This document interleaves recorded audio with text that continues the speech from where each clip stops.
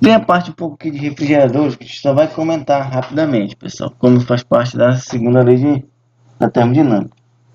Beleza? Máquinas térmicas são reversíveis, ou seja, como é então, se espontaneamente a temperatura não passa de um corpo de menor temperatura para um de maior temperatura, mas como é que funciona a geladeira, né, os refrigeradores? Bom, a irreversibilidade se dá em processos espontâneos, porém com gasto de energia, e possível fazer um processo que ocorra de modo inverso ao que ocorre espontaneamente na natureza.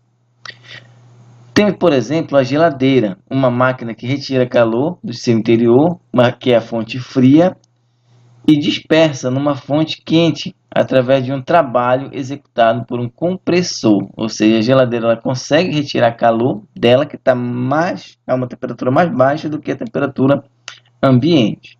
Beleza? Mas para isso ela precisa de energia. Geralmente energia elétrica para funcionar o motor, e aí esse fazer girar o compressor. Perfeito?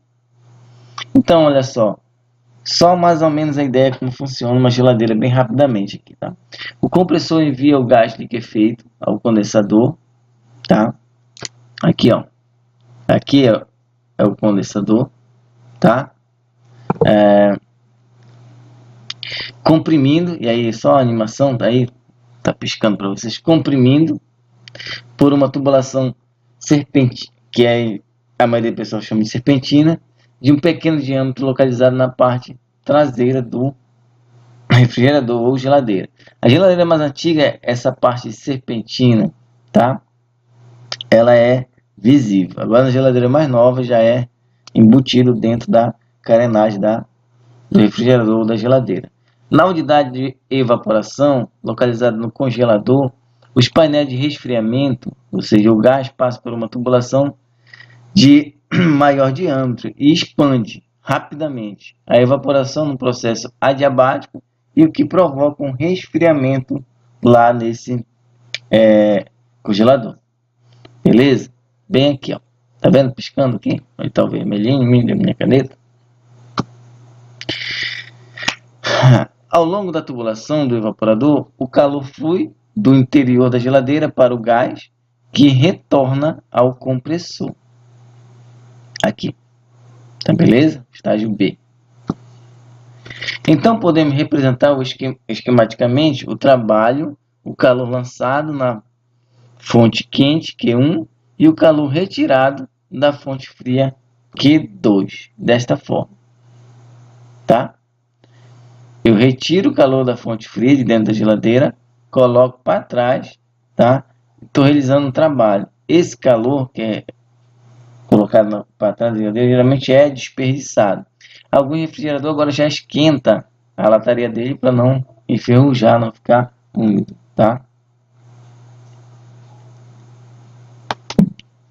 A seguir temos a representação de dois refrigeradores. O primeiro é um modelo simples, com apenas um ambiente e a unidade de congelador integrado. O segundo refrigerador é um tipo duplex, 2 portas, com a unidade de congelamento separado e um painel de resfriamento no ambiente, tá? Então, olha só, esse aqui é o esquema, mais ou menos, da geladeira, que é atrás dessa serpentina, né? E vai ter duas partes para resfriar, e vai ter um ventilador para fazer circular esse ar dentro do refrigerador, tá? E aqui experimente localizar as fontes quentes e fonte fria do refrigerador. Coisa bem simples, né? Fonte quente, fonte fria, fonte quente do refrigerador. Beleza? Então, olha, a exemplo das máquinas térmicas, o refrigerador também tem uma eficiência. A eficiência do refrigerador, a gente vai chamar pela letra Ezinho aqui, corresponde ao coeficiente obtido pela razão entre o calor retirado da fonte fria, Q2, tá? E o trabalho realizado pelo compressor em cada ciclo. É o inverso lá da máquina térmica, tá?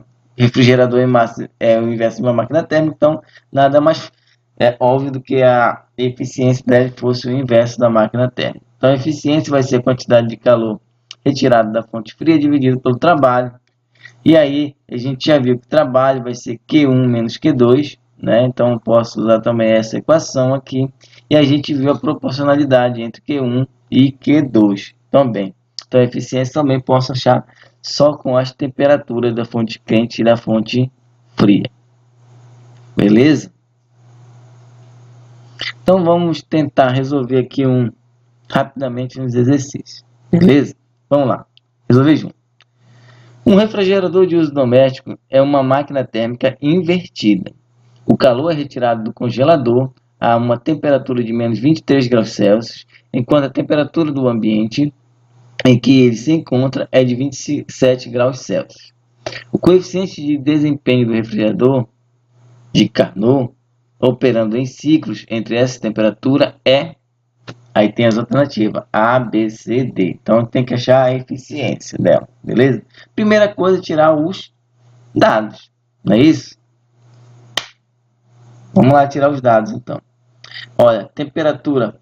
E aí, eu vou colocar aqui, bem logo aqui, olha. Temperatura da fonte fria, eu vou colocar aqui. Temperatura T2. Temperatura fonte quente, T1. Tá? Então, olha só.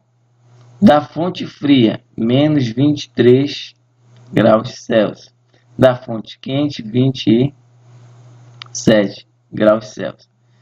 Seguinte, primeira coisa, a gente tem que passar esse cara aqui para temperatura absoluta, né? A temperatura está em graus Celsius, tem que passar para graus Kelvin. Como é que a gente faz isso? Temperatura em graus Kelvin é igual a temperatura em Celsius mais 273. Beleza? Então aqui o que eu tenho que fazer? Para achar a temperatura eu só tenho que somar mais 273 nos dois casos. Então eu vou ter que minha temperatura da fonte fria, ou T2, vai ser igual... Deixa eu colocar aqui, tem bastante espaço. Temperatura da fonte fria vai ser igual a menos 23 mais 273. Então, temperatura da fonte fria vai ser igual, olha, 3 menos 3, 0, né? 7 menos 2, 5, 2. 250 Kelvin. Beleza? Bora lá. Temperatura da fonte quente é 27, né? Mais 273. Então, temperatura da fonte quente vai ser igual a 300 Kelvin. Beleza? A eficiência de um refrigerador a gente pode encontrar só em função da temperatura. Quente menos fria. Né? Temperatura fria, quente menos fria. Então, vamos lá. Então, ó, eficiência será igual a temperatura fria, 250. Temperatura quente, 300. Menos temperatura fria, 250. Tá? Isto implica que a minha eficiência será igual a 250. 300 menos 250 dá exatamente 50. Então, isto implica que minha eficiência será igual, cortar aqui, né? 25 dividido para 5, fiz a conta aqui, era para botar resultado, né? Então, isso aqui vai implicar que a minha eficiência é igual a 5. Não é isso? Se a gente tiver aqui a letra E. Resolvida essa primeira questão.